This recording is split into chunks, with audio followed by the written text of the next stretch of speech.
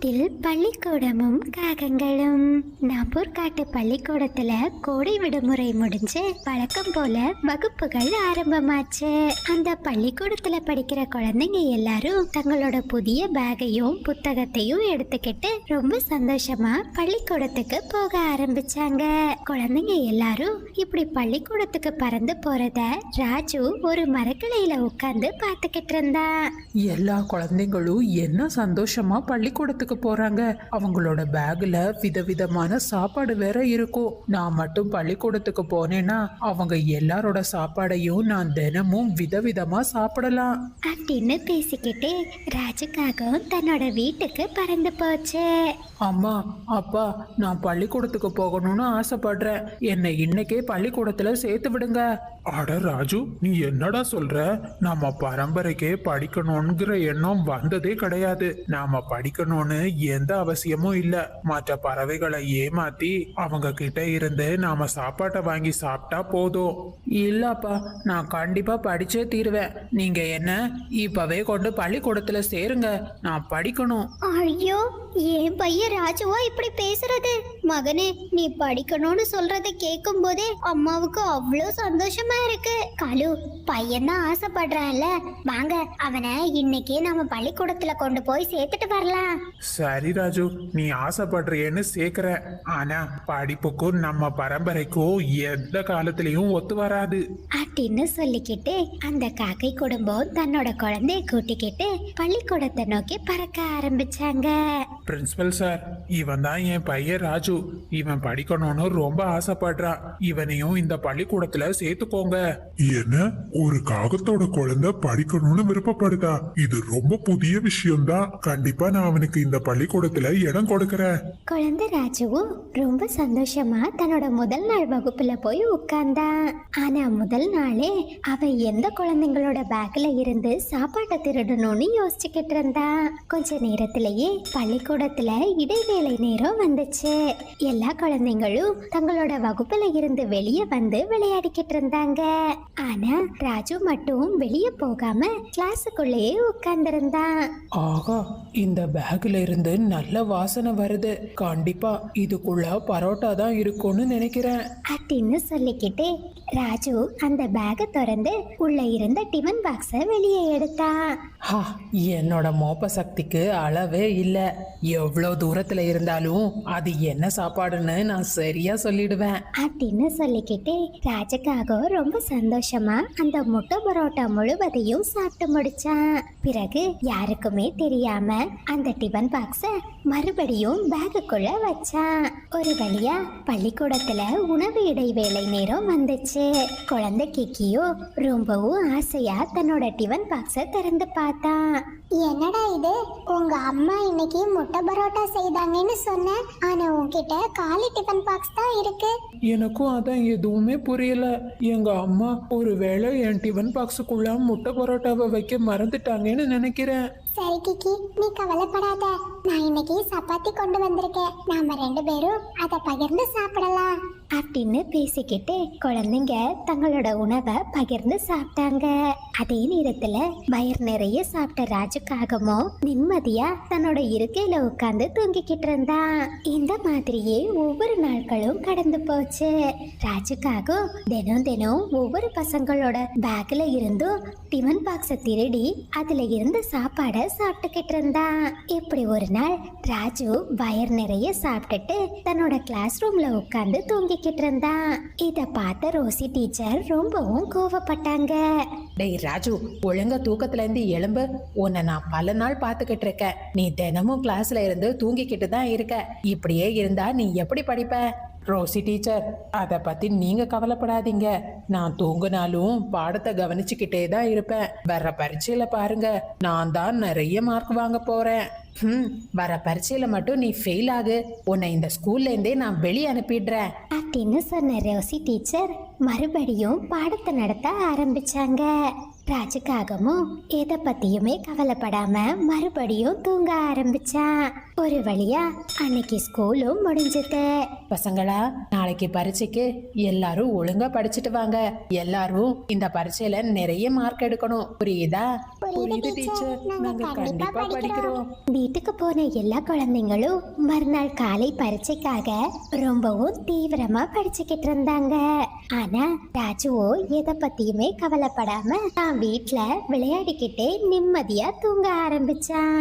அப்படியே மறுநாள் பொழுது விடிஞ்சது. ஸ்கூல்ல எக்ஸாமும் ஆரம்பமாச்சு. பசங்களா, எல்லாரும் உங்க விடைத்தாளை பார்த்து எழுதுங்க. யாரும் அங்கேயும் இங்கேயும் திரும்ப கூடாது. யாராச்சும் காப்பி அடிக்கலான்னு நினைச்சீங்க, அவங்கள கிளாஸ்ல இருந்து வெளியே அனுப்பிடுவேன். குழந்தைங்களும் அவங்க படிச்சத ரொம்பவும் கவனமா தங்களோட விடைத்தாள்ல எழுதுனாங்க. ஆனா ராஜுவுக்கோ எதுவுமே தெரியல. அவன் என்ன எழுதுறதுன்னே தெரியாம வெறும் தாளை அப்படியே வச்சிருந்தான். ஒரு வழியா எக்ஸாம் முடிஞ்சு எல்லா குழந்தைங்களும் தங்களோட வீட்டுக்கு பறந்து போனாங்க. டேய் ராஜு, இன்னைக்கு கிளாஸ்ல எக்ஸாம்னு சொன்ன, நல்லா எழுதிருக்கியா? ஆமாம்மா, நான் ரொம்ப நல்லா எழுதியிருக்கேன். பாருங்க, நான் தான் கிளாஸ்ல ஃபர்ஸ்ட் வருவேன்.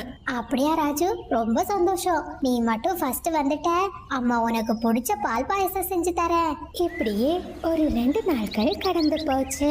ரோசி டீச்சர் விடைத்தாள எல்லா குழந்தைங்களுக்கும் கொடுத்தாங்க. டேய் ராஜு, இந்த கிளாஸ்லயே நீ மட்டும் தான் ஃபெயில் ஆயிருக்க. கிளாஸ்ல தூங்காதேன்னு உன்கிட்ட எத்தனை வாட்டி சொல்றது?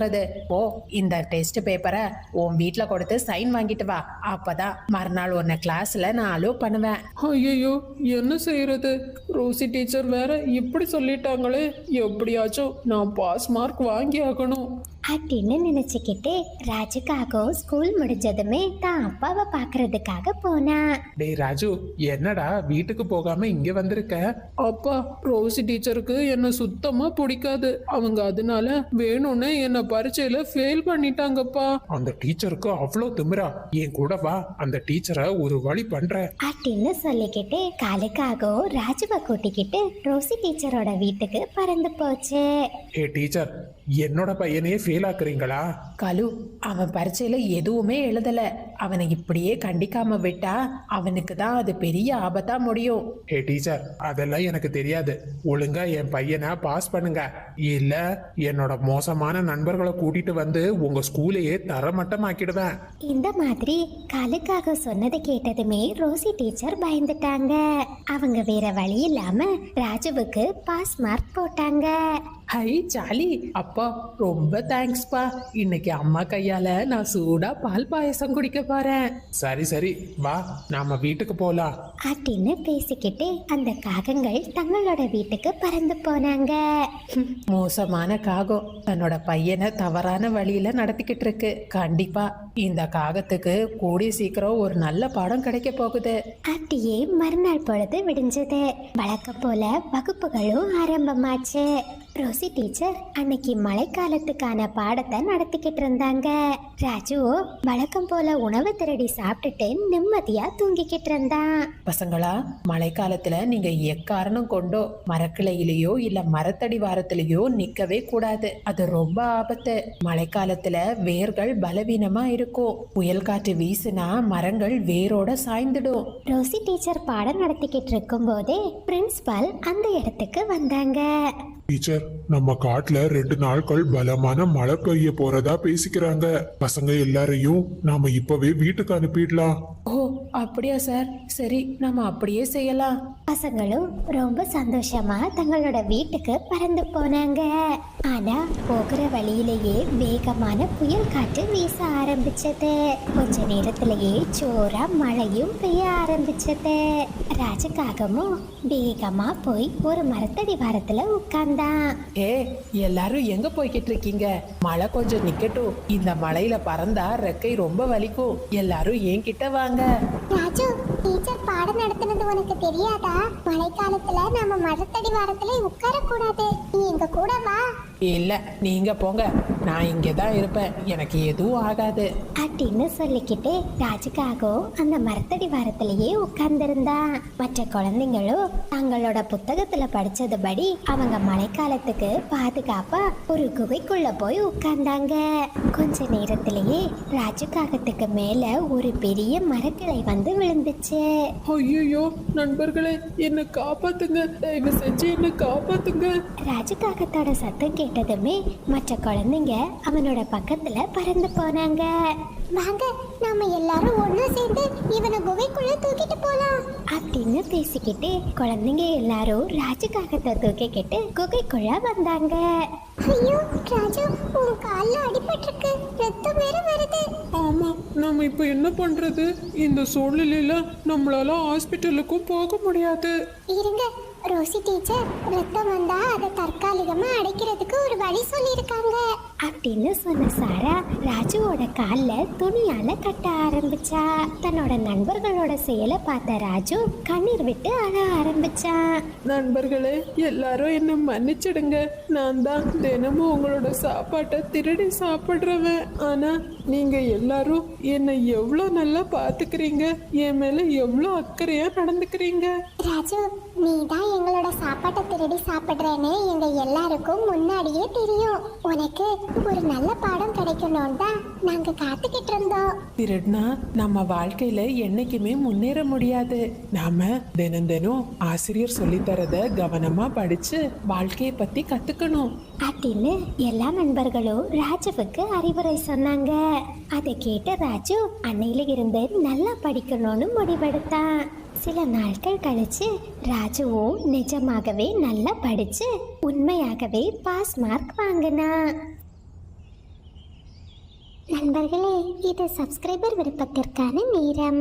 ஹாய் ஹர்ஷா பாப்பா, hi Vaishalini, hi Shyam Venkat, hi Rakshana பாப்பா, அதிதி, ஆரியன், விஜயஸ்ரீ, ஜெயஸ்ரீ எல்லா குட்டீஸ்க்கும் ஒரு பெரிய ஹாய்.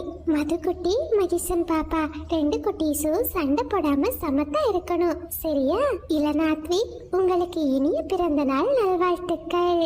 ஹாய் அன்ஃபா பாப்பா, சஞ்சனா, விமல்ராஜ் ரெண்டு குட்டீஸ்க்கும் ஒரு பெரிய ஹாய். ஹாய் பிரதீக்ஷா பாப்பா, சஃப்னா, ரேஷ்மா, ரிஃபினா ரெண்டு குட்டீஸ்க்கும் ஒரு பெரிய ஹாய். பரமேஸ்வரி, நல்ல கண்ணு ரெண்டு குட்டீஸ்க்கும் ஒரு பெரிய ஹாய். சஞ்சனா, மேரி, அப்பு, சுதாகர் எல்லா குட்டீஸ்க்கும் ஒரு பெரிய ஹாய்.